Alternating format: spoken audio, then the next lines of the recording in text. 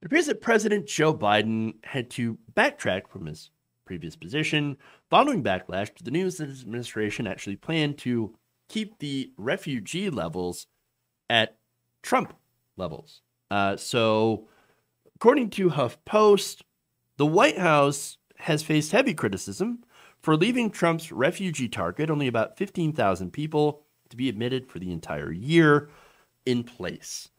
So now 15,000 refugees, that's actually not a lot. And so this had actually ran counter to one of Joe Biden's campaign promises, which, again, doesn't surprise me. Politicians break campaign promises all the time.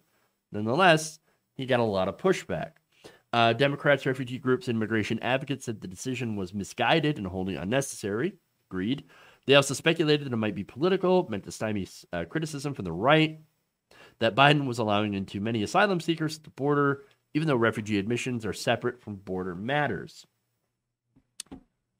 Now, imagine thinking that anything the right wing has to say matters at all. They don't. It doesn't. It shouldn't. Come on. What? Why would anybody? Again, this is my problem with a lot of Democrats, where they're like, but wait, what is the right wing gonna say? They're gonna say I'm not being bipartisan enough. You know, it frustrates me so much. But look, usually following what Republicans want to do is usually wrong. But here's the other thing. Republicans aren't your voters. They ain't never going to be your voters. They ain't never going to say anything nice about you whatsoever. They're never going to be your voters. Why should you give a damn about what the right wing wants? Especially with their odious policies. Especially when it goes against a key campaign promise of trying to, I don't know, be better than Donald Trump. Isn't that what you ran on? I'm going to be better than, I'm not Donald Trump. I'm going to be better than Donald Trump. Well, you tried not to be in this case. All right. In fact, Biden pledged back in February that he would raise the refugee cap to 62,500 refugees for this fiscal year and then double it for the next. He never did formally sign the directive, throwing the plans of hundreds of refugees that were ready to go, ready to come to the United States and be resettled as part of the refugee program, which, by the way, are not undocumented immigrants. They're massively documented. They're refugees, and to be resettled into the United States. Now those plans are thrown into chaos as a result. So now here's the thing. I know there's a pandemic. I know that Donald Trump gutted, the refugee program. And I know there's been a gigantic surge in unaccompanied minors. I know all of this stuff, but surely we are the wealthiest country on the planet. Surely we can handle some refugees. Which, by the way, we are mandated to take by international law. And we promised to take. You knew this was going to happen. So ramp up. Why didn't you take this time to ramp up the refugees? What is going on?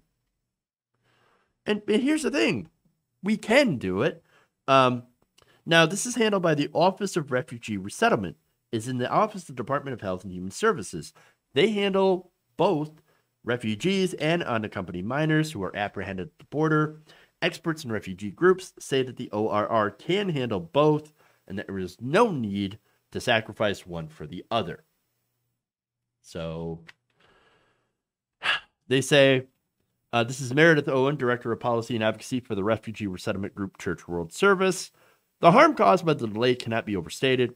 Thousands of refugees who were ready for travel to the United States last month have seen their medical and security checks start to expire. Again, getting into the United States is not easy, even as a refugee, okay? There are numerous checks that you have to go through. There are numerous things at the border, or even before you get to the point of getting to the border, that you have to have done and set ahead of time. It is not easy to get into this country. And so to see these people have all of this set back majorly, well, that's a huge problem. Huge problem. Now, she added that the United States can and should be resettling refugees and welcoming asylum seekers and unaccompanied children as it seeks to retake the mantle of moral leadership around the world. I don't really give a damn about, the moral leadership. No, I care about doing the right thing. I care about the people, okay? And yes, if you're asking, well, why is it our responsibility? Well, it is because we help destabilize those regions with our drug wars and our constant overthrows of left-wing governments in South America and all the imperialisms that we do, okay? That's why. If we stop destabilizing those places, guess what? There would be less refugees. And if we did something about climate change, because think about this way. The amount of refugees that we're seeing right now is nothing compared to what we're going to see from climate refugees. This isn't hard to figure out, okay? And Biden, I understand that Joe Biden is not unique in his awfulness when it comes to foreign policy matters, okay? Every modern American president has continued doing the imperialisms, okay? We are an imperialist nation. Even Bernie Sanders, as much as I love him, would not have a huge, gigantic change from those kind of imperialist policies. He would be better, but we're still an imperialist country. And we are generally not good when it comes to foreign policy. In fact, an example is Biden keeping Donald Trump's ban on certain countries, on refugees from several Muslim countries, countries that didn't have anything to do with, any of the violence against us in the Middle East. Now, it doesn't matter. We're still going to ban those same countries and keep the same ban, even under Joe Biden. It doesn't make any sense.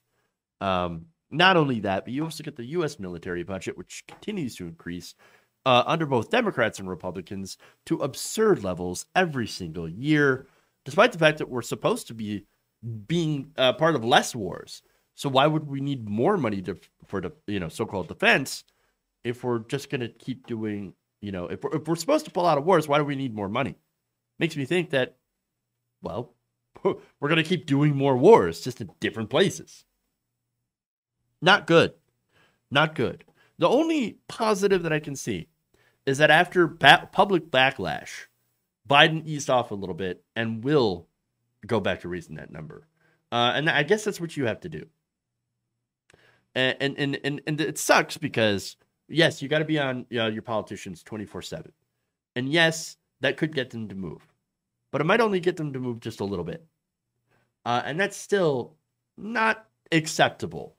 It still needs to be moved. He still needs to be moved to the left on these issues.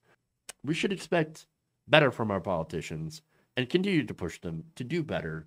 But understand that this system needs an overhaul, needs to change. We need to go and really start electing more left-wing politicians and pushing them to do the things that we want instead of continuing the American empire and continuing to give our money to for-profit corporations and the so-called defense industry, as well as pharmaceuticals and all the ridiculous stuff that we're spending all that money on. If you enjoyed this video, please give us a like and share with your friends. You can subscribe and help out the channel by becoming a patron. It's patreon.com/Jeff Waldorf, or you can become a channel member as well by hitting the join button below.